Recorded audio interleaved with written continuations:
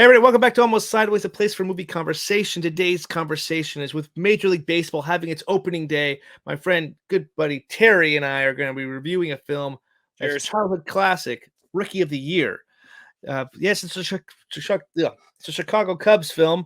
We're wearing Mariners stuff. We don't care. We love baseball. So let's talk about this movie. Well, Terry, the Cubs have won recently now, so I think the Mariners are now the long suffering team. So technically, we're kind of repping, that what the is Cubs true. were feeling at that time.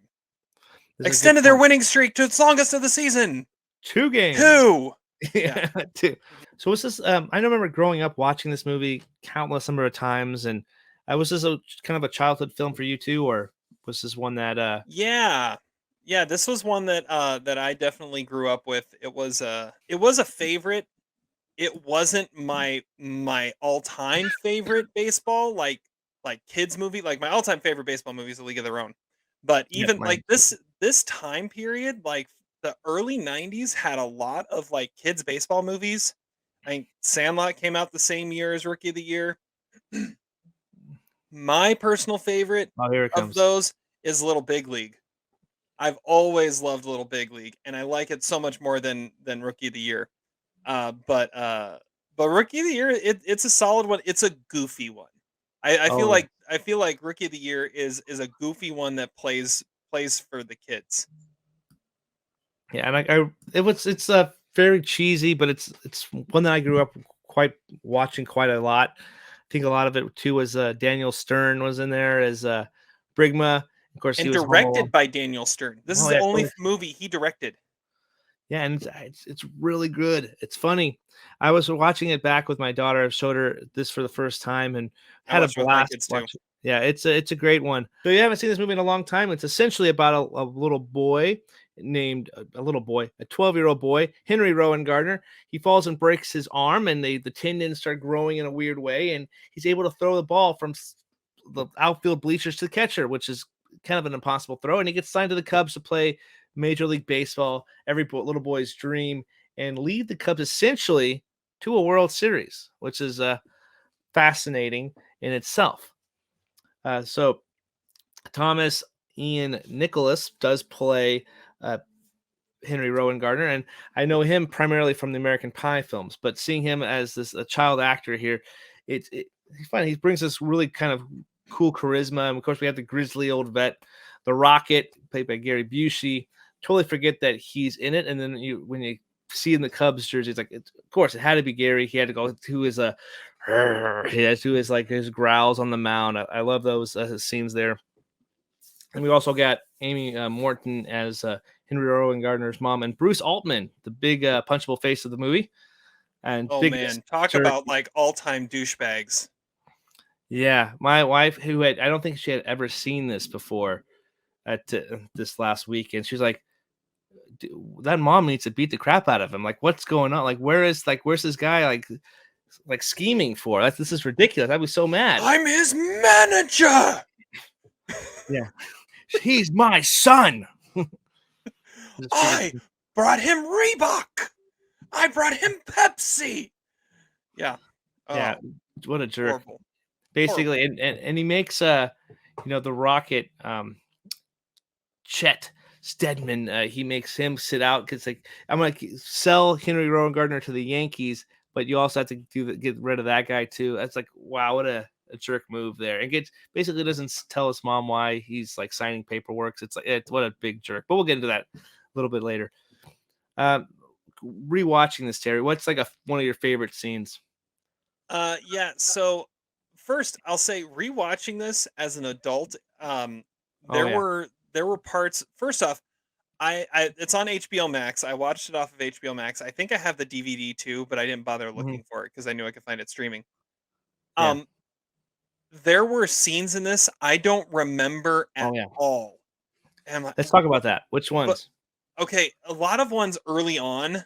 Mhm. Um, I don't remember the the whole bit of like Brickma folding up the piece of cake and putting it in the barf bag. Yeah, I totally forgot about that. I forgot about that too. All I remember is Henry going and sitting with Chet like after that on the plane and him talking about how great that Salisbury steak is. I remember that line specifically. Um, the there's just some early stuff with him and his buddies that I don't remember that much. But another thing that I found interesting watching it as an adult versus watching it as a kid. As a kid, I thought Brickma was hilarious and Oh was yeah, like yeah. the best part of the movie. And now watching it, he is just an annoying distraction that pops up every now and then. I'm like, that this is not a good part of this movie. This is ruining the movie, but it's that kid silliness, right? Yeah. But yeah, I kind of hated him this time around, and he was always one of my favorites. I mean, I still quote the hot ice. You heat up the ice cubes. It's the best of both worlds. Um, I, I think about that all the time, but then I've gotta explain him like if I'm gonna say hot ice. But yeah, if we're talking best scene, um, the scene that probably was one of the more memorable ones that I look back on, and and and then as I was watching it now, I really like it too, is when they take the boat out for the first time. Mm. And he's just kind of standing there watching them, and then the one friend just looks at him and goes, "You coming?" Yeah, that's a good Yeah. one. I After a mean big that fight too. Yeah. yeah, it's such a cool scene, and then they go and they drive, they pick up the girls, And they get and they get poisoned from exhaust. Yeah, it's great. yeah, yeah, yeah. Great. And all right, I one thing I noticed, they never ate any of the food. That kind of bothered me. Like they had this whole crate taking up space on the boat, and then they never touched it. Come on, guys! If you're Yeah. gonna spend all that money on snacks, eat the snacks. Yeah, you got to do that. That's Your it's like middle it's school boys eat the snacks. yeah, and you get the girl. You have snacks. At least offer it to the girls. That's like the Oh no, no, gentleman no! thing to do. Don't have it while the girls are there. The middle school boys eating around their crush is not a good idea. No, offer them the food. You don't eat the food. That's the thing. That's Oh, there we go. There we go. Yeah, the first thing they want, I'm sure, is Chex Mix and yeah. Cheetos. Good call. Yeah. Good call. What Um. about you? What was your favorite scene watching it back?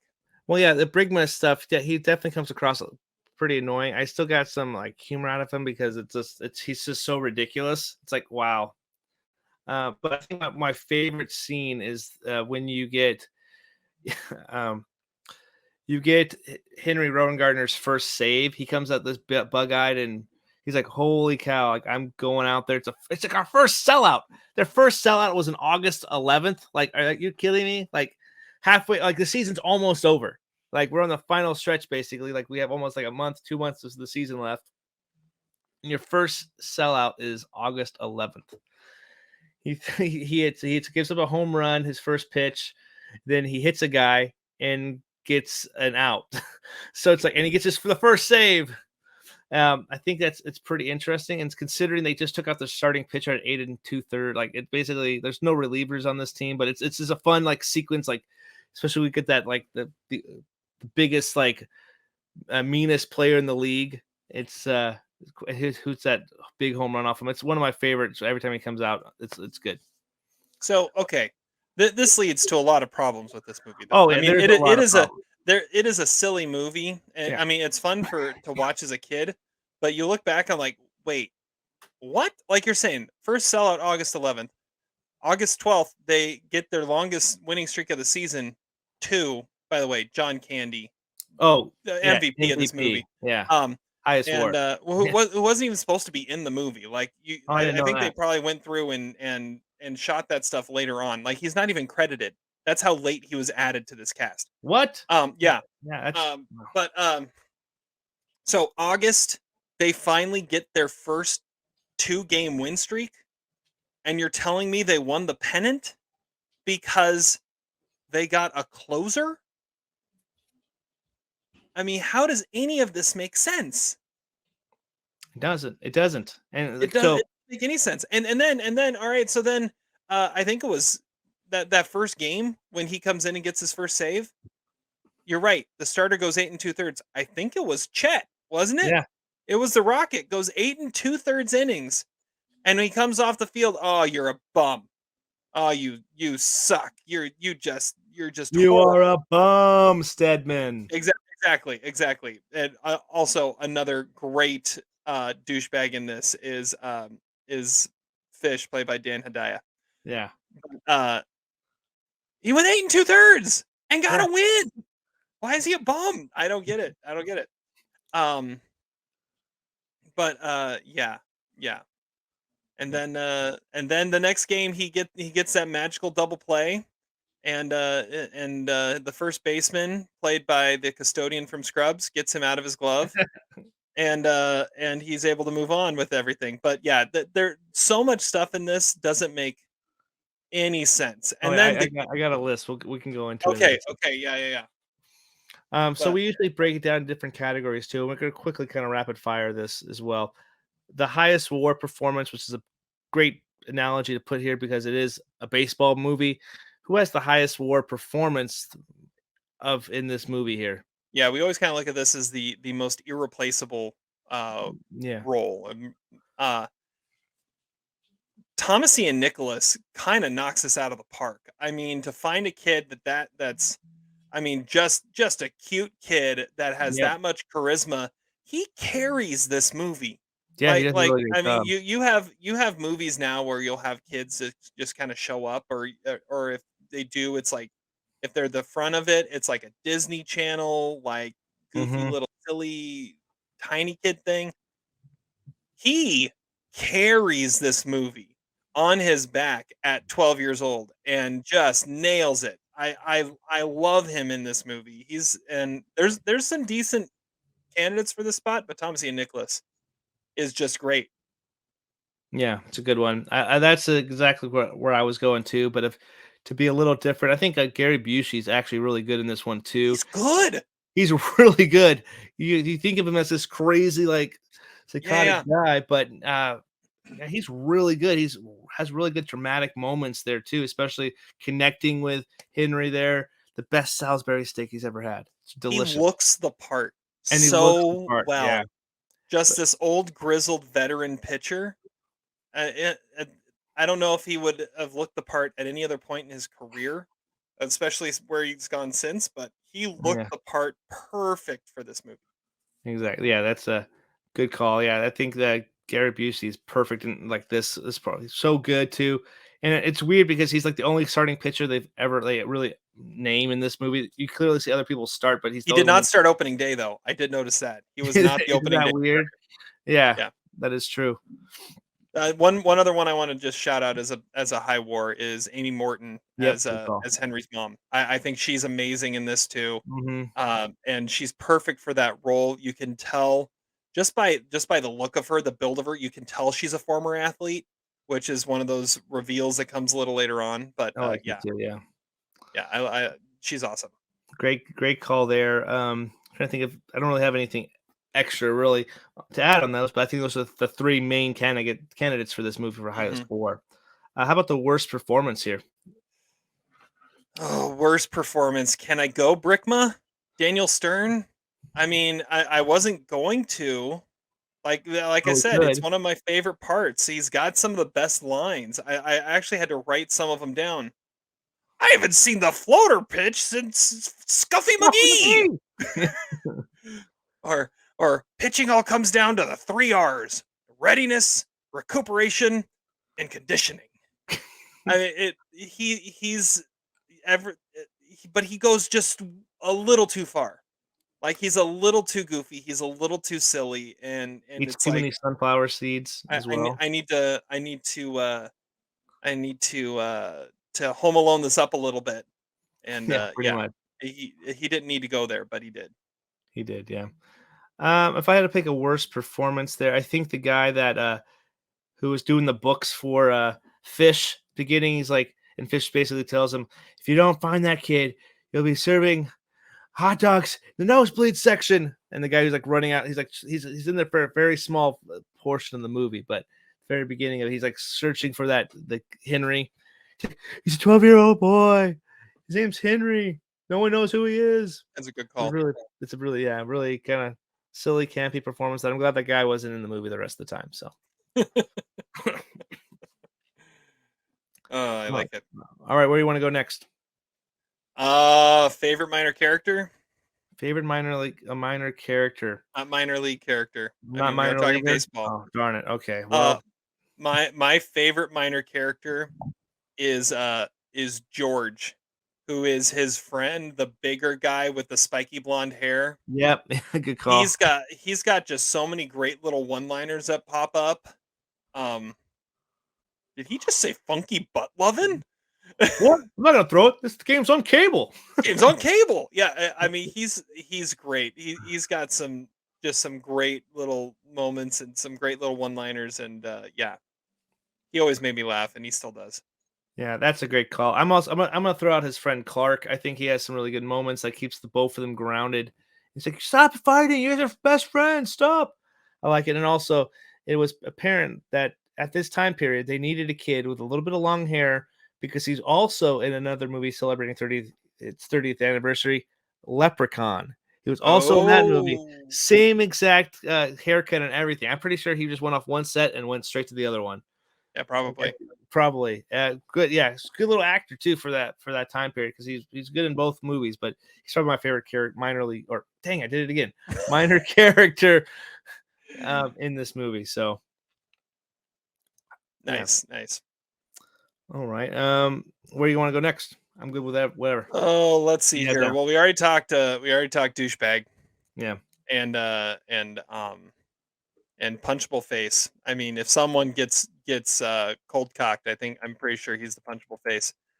Let's I see think also here. too is that the kid that hits that baseball that he's like, "Hey Henry, catch!" and he hits that. Oh, That's another good. Yeah, because yeah, they reference him again. Like he's like they're at the he must be at his house or whatever. And he has a bunch of the friends over, and he's like, "Yeah, he's gonna play for the Cubs." She's like, "Ah!" And, like, all the friends are yelling from the baseball team. He's like, "He sucks." It's good. let's see here. Oh, one of my favorites is always when we do who would Nicolas Cage play? Ooh, this is a good one. Who would Nicolas Cage play? And I mean, nowadays, I think Fish would be a fun one for him to play. At there's a point in his career where he'd be an interesting Hado, the the batter, the enemy batter guy. Yeah. Oh, Mommy.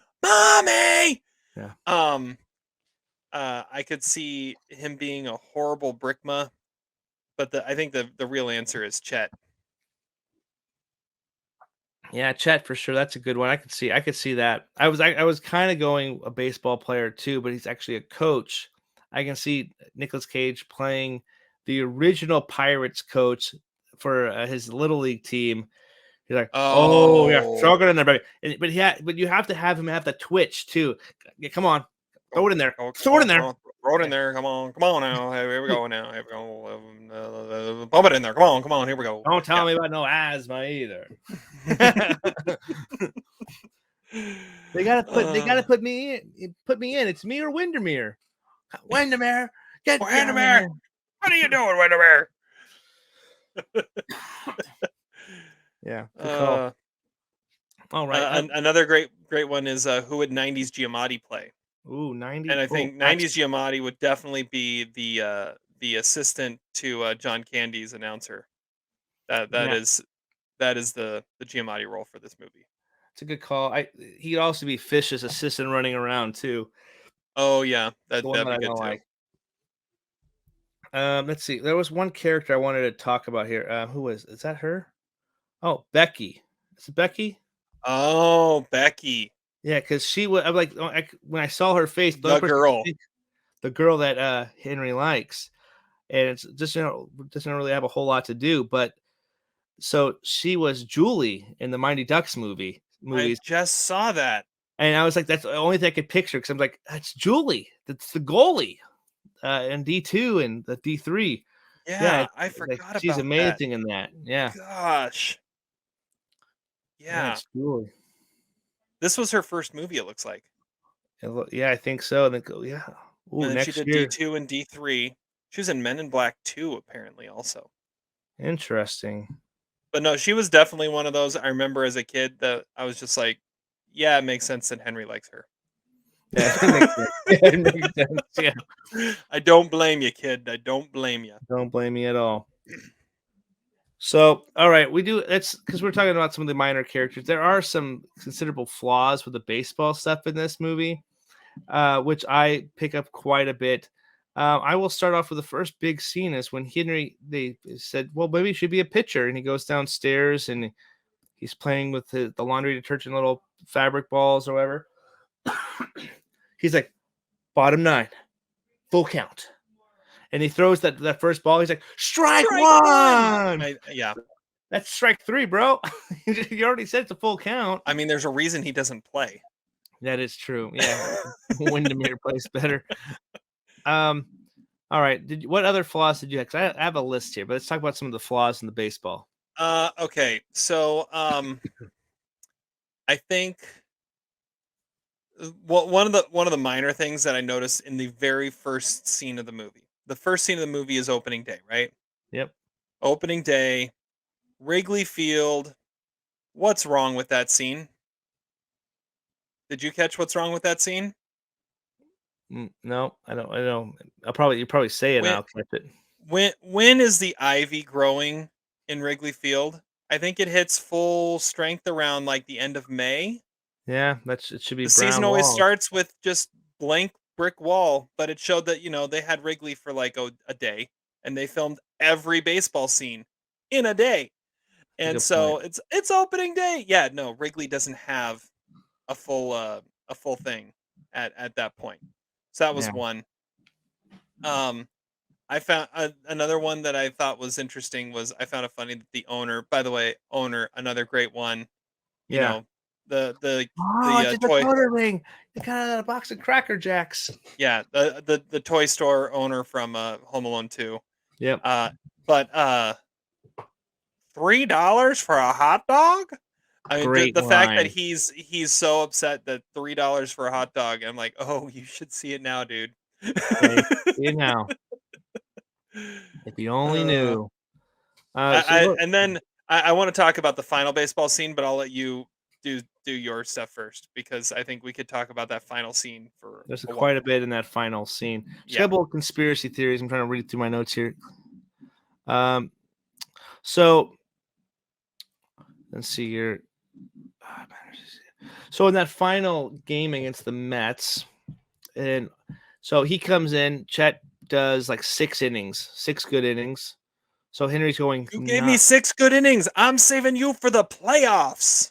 Yeah, I thought that was their. I thought they were going like basically to whoever wins this is going to the World Series. I never said it before. The World For Series. the whole kit and caboodle, for the So then whole ball of wax, the Yeah. whole enchilada. This is for all the marbles. So John Candy's saying that it's basically going to be for everything. It's fun, but then he's clearly said to go for the World Series, but then they say it's for the playoffs. So they're winning. They're going to try to win the division to make it. It's like, wait a second.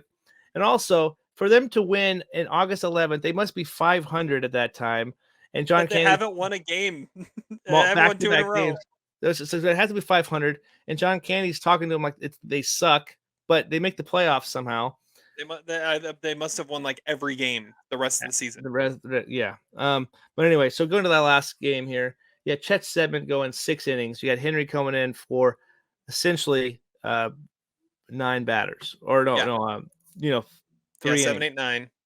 Yeah. So they show strikeouts of 6, and then they get to the final batter, and the lineup flips over at some point too. So essentially, that I was keeping track of this. Hato was never in the starting lineup of that final game.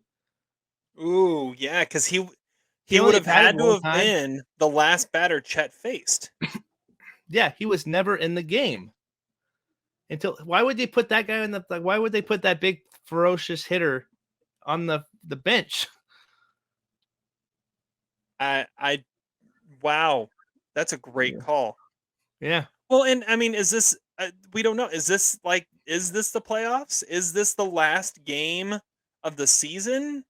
I mean, maybe it's all right. Maybe it's the last game of the season. The Mets are out of it because it's the '90s and they're the Mets.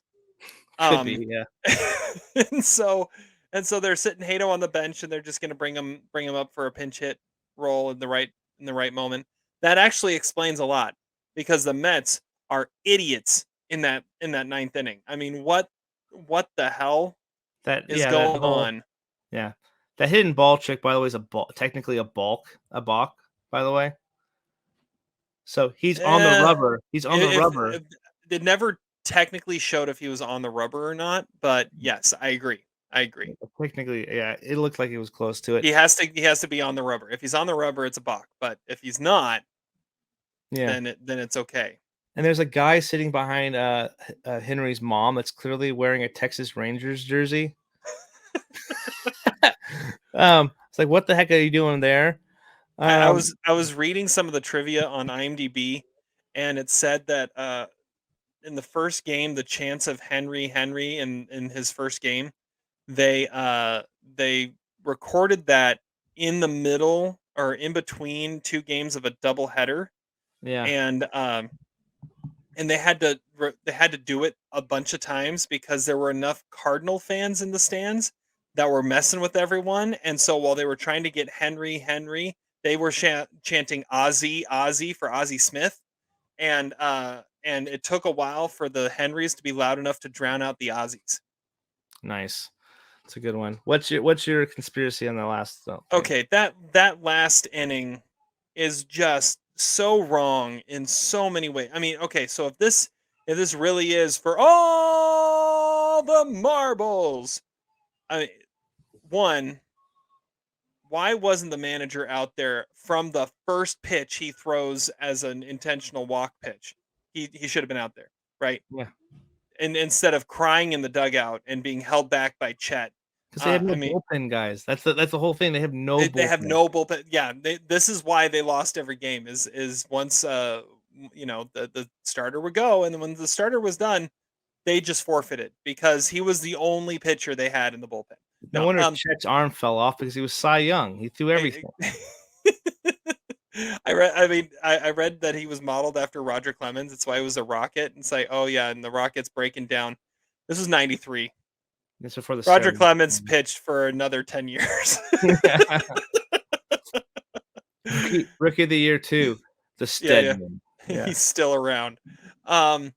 So then the hidden ball trick, sure.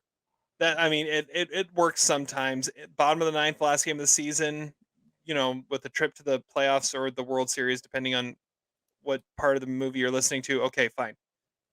Then you do an intentional walk and you trick a guy into trying to steal second. I'm what? Dumb. This That guy would be this is fired. I'm just what look at this and the at the same time that was the same player he hit in the ankle after Hato hit the homer off of him in the That's first true. game. That's true. So I could see him just being like, this little punk, I'm gonna show him and take off. But still, what? No. This is first off, the umpire probably would have called time at that point, and would have never been allowed to happen. Yeah, that's it. That's what it would. Yeah. Yeah. So there's that, and then the last at bat, okay. I mean, Ephus pitch to end it, sure, but there's no way they actually let him keep pitching after Yeah. all those shenanigans. I mean, and then they win the World Series without him Or Chet. or without him or Chet. They win the World Series. They couldn't win anything without him. Yeah. They were the worst team in the league without him. It makes no sense. Makes See, no all right. sense. Now, like I said, I like Little Big League a lot more. And part of why I like Little Big League is Little Big League knows baseball. Like it understands baseball and understands the game. It gets the camaraderie of what a dugout is like, of what a Mhm. team is like. It actually looks like they're playing baseball. And I mean, yeah, it's a kid as a manager. It's a little more realistic than a kid who breaks his arm and now can throw 100 miles an hour. Yeah, that's true. And it actually knows what's going on, and it's got Chris Berman in it. It's got Griffey and Randy in it. We'll have to deep dive that next year. That's what we'll do. I've never seen it. What? I've never seen it. How would you never seen Little Big League? You grew up with Rookie of the Year and you never watched Little Big League? I watched this movie more. Like same with The Sandlot. I watched this movie more than those two movies combined. Whoa. So it Dude. totally deflated you. All right, next year, next year, as we're getting ready for opening day, we're gonna deep dive Little Big League. You're gonna do a first time watch of it.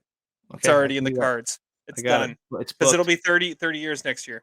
There we go. I booked it. It's good.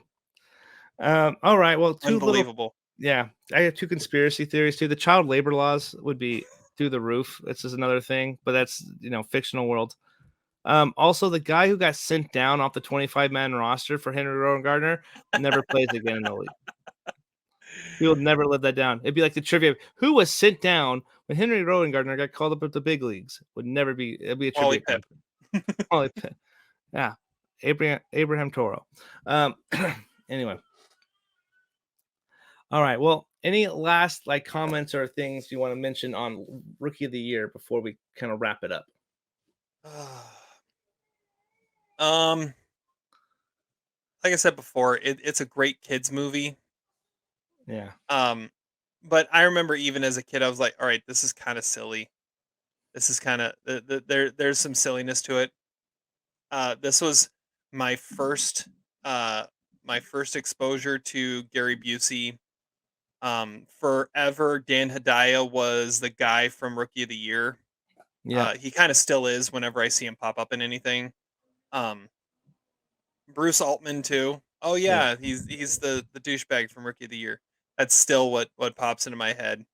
Yeah. Um, and yeah, watching it now, I mean, it's still enjoyable, but yeah, it's still it's just kind of there's a certain level of silliness you just kind of have to deal with and go with when you watch Rookie of the Year. But you're right, like you said, it's our childhood, and you Yeah. kind of have to still appreciate it for what it is. Yeah. Because you still have to. I still watch it with nostalgia. It's childhood. It's a childhood classic for me.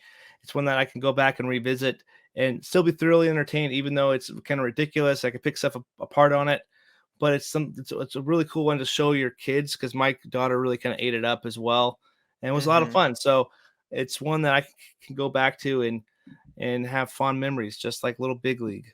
And and Dude, I can't believe you've never seen Little Big League. yeah, Oh, I know. But it's like this perfect this era of like early '90s sports movies was like my childhood. Like the Mighty Ducks is another one I can watch like the whole franchise and just be have a blast with. So they don't make them like they used to. they don't. They don't. All right. Well, that's our takes on Rookie of the Year from One 30 last thing, years. one Oh, go last ahead. quote I have to give. Go My ahead. Do quote it. of the day. Todd and I still quote this all the time. Just randomly if it comes up, if like we're looking for someone and that person has like left the room, where'd she go? As Oh, the as the owner is dancing with the girl in the at the party, and oh, it's good. where'd she go? That's we still quote that constantly, Good all the call. time. I did So think it was funny that Brigma and Henry went to play pinball at the party though. It's excuse kind me, of funny. ladies. Oh, excuse me. Excuse me. And he put Brigma pushes him out of All the way to play. right. Yeah, Yeah, it's great. it's all free. So everything's free. Yeah, yeah. I like how Brigma also got stuck between the two doors at the hotel. Classic Yeah. Brigma. Hmm. Classic I Brigma. was I was watching that and my son went, he's in the wall. Yeah. My daughter was like, "Why are why is there like a door in the hotel room?" Like, I was like, "Well, like big families, they Thing. have to have." It's a That thing. was a thing. That was a thing back then. Yeah, it's weird, I know, but that was a thing. But anyway, with that thing, we do have to wrap this up. That's our takes on Rookie of the Year. Let us know in the comments section down below what you guys thought of Rookie of the Year. We'll have a good conversation with you guys there. And whatever team you guys are going for, I hope the Mariners beat them. And we will see you guys in the playoffs. We're biased, but we love the Mariners. Go Mariners and have a good regular season, everybody. So until next time, we will see you later.